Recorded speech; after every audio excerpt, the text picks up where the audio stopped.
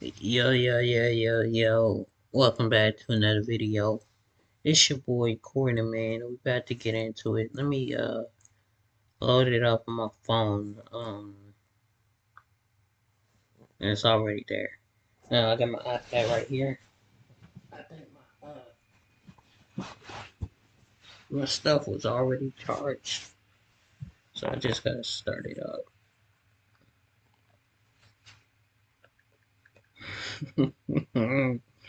We'll probably do that later on.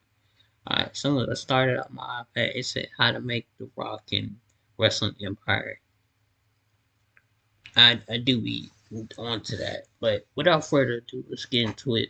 Make sure y'all like, comment, and subscribe. I appreciate it. And let me see where it's at. Oh yeah, I was scrolling down. Okay. It's starting. It happened. We got the house! 2,000 miles away. We do long distance. Welcome to Mojo Plays, and today we're swinging through Insomniac's Spider-Man to recap events you need to know before the release of Spider-Man 2. We're going to heal the world. Timeline. I'm gonna go, Do your thing. Yes! At the start of Insomniac's Spider-Man in 2018, we're introduced to a seasoned Peter Parker who has been balancing the tightrope between friendly neighborhood superheroics and his work as Otto Octavius' research assistant. Peter is in his prime as Spider-Man, having been donning the tights for 8 years by this point, and we get clever glimpses into his past encounters with villains and the lessons he learned each time with his backpack collectibles. After Miles is bitten and becomes New York's second Spider-Man, along with the release of Miles Morales, 2 years have passed since the events of the first game, and likewise, we can expect both Spider-Men have become much more accomplished heroes who have learned to work together as a team by the start of Spider-Man 2, likely set 3 years after the events of Miles Morales. He's not normally like that, right? No. He's never like that. Symkaria.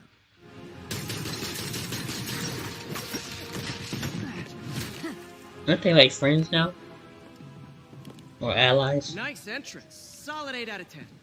The fictional country of Symkaria might not be familiar to most players of the Spider-Man video game, but it has a long history with the web-slinger in the comic books. Silver Sable's homeland and its civil war becomes the focus of Mary Jane's next expose, and she plans to travel to Symkaria to document the war, and Peter tags along as her photographer. As explained Yeah, in they did that in the Miles Morales. upon her return to New York, Mary Jane has written I and think. published a book documenting the war, but it has been selling abysmally. The disappointing sales of her book lead MJ to return to work at the Daily Bugle, but unbeknownst to her, J. Jonah Jameson has returned as the head of the Daily Bugle, leaving his podcast behind.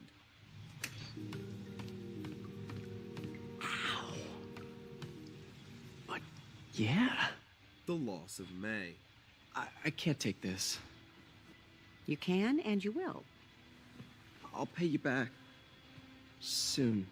Not only was Aunt May the only family that Peter had left, she was also a major character in 2018's Spider-Man. The owner and proprietor of Feast, Aunt May dedicated her life to helping those less fortunate find their way in a world to hopefully a better life. After the release of the Devil's Breath Plague in New York, she turned Feast into a shelter for those affected by the virus, and sadly also became infected, eventually succumbing to the illness. However, in her final moments, May revealed she had known Peter was Spider-Man, and that she was so proud of all he'd done to help people. With Aunt May gone, Peter has inherited May's house, but is struggling to cover the mortgage. From what we've seen so far, it would seem May's house could have become Peter's new base of operations, but it also seems to have been compromised. The beast could be anywhere.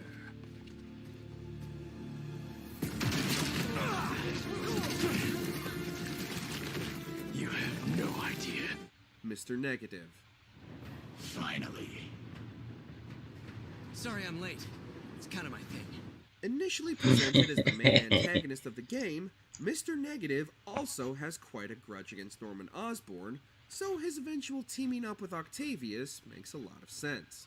However, it's the events leading up to this that had massive ramifications for the people closest to Peter. His attack on the awards ceremony led to the death of Miles' father, Officer Jefferson Davis, and it's this event that sends Miles to Feast, where he is bitten by the spider that gives him powers like Peter's, and it's Jefferson's death that drives Miles' mother, Rio, to run for city council. Martin Lee might not have appeared in Spider-Man Miles Morales, but his impact is still felt, and with Lee's return in the sequel, Miles may finally get the closure for his father's death he's been looking for in the years since. You don't know what you took from me. Returning enemies and allies.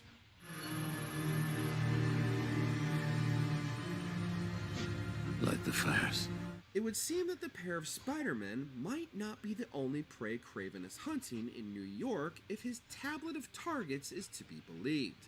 From what we've seen so far, not only is Tombstone still around, but Prowler and Black Cat will also be making a return in the sequel, and it's very likely that Peter and Miles will end up having to intervene or even rescue them from Kraven's hunts.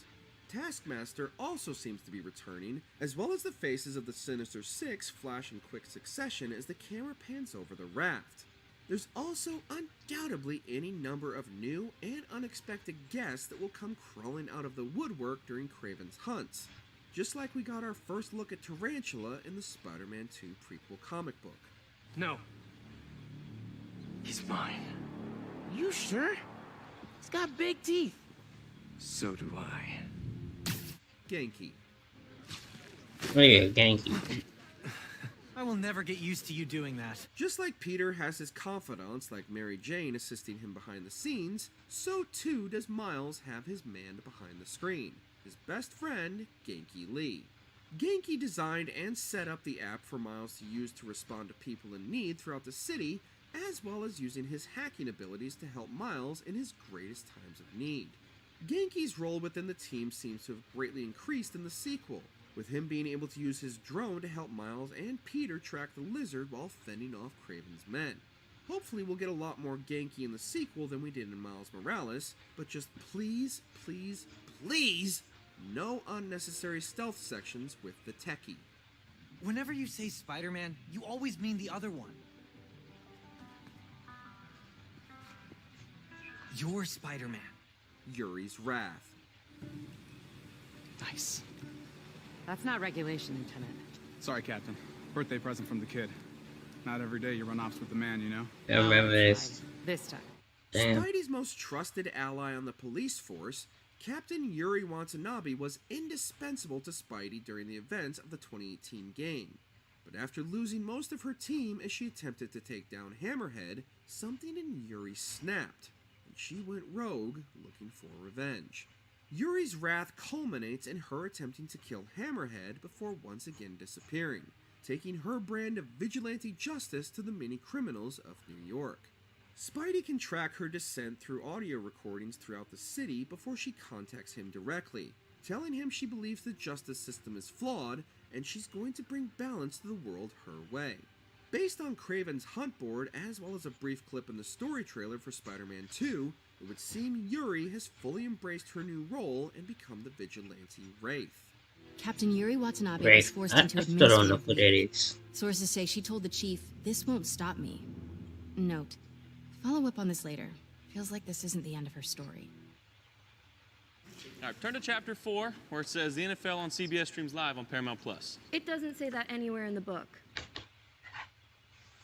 The Sinister Six. First and final warning.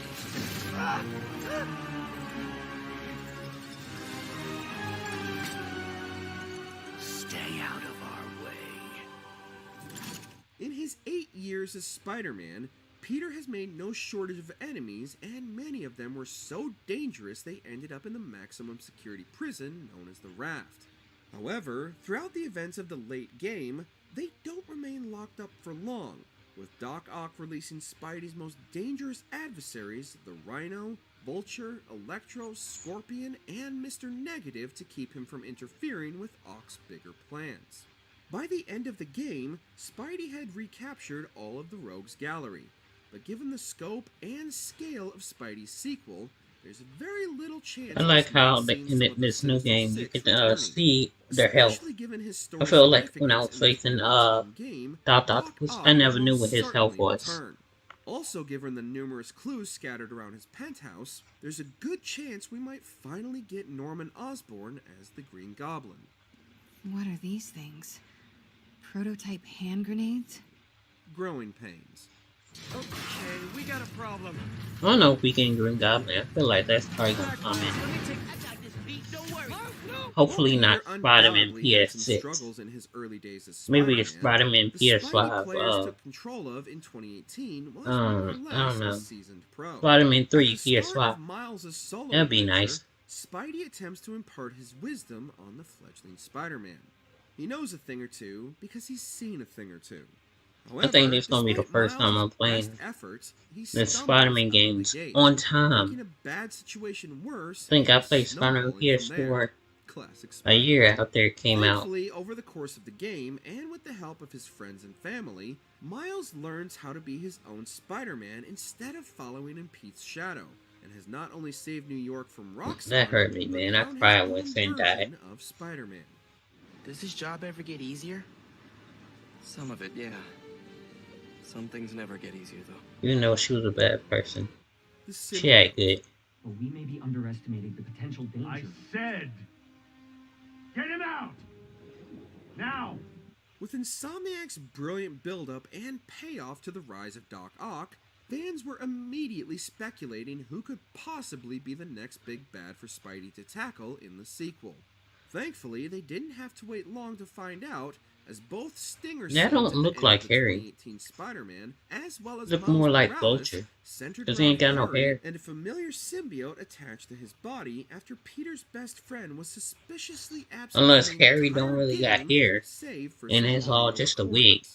After discovering Harry suffers from the same rare disease that killed his mother, Norman will seemingly stop at nothing to save his son.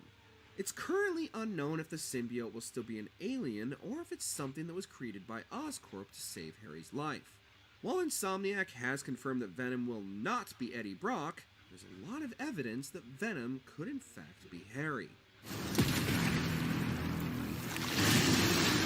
Did you enjoy this video? Check out these other clips from Mojo Plays, and be sure to subscribe and ring the bell to be notified about our latest videos.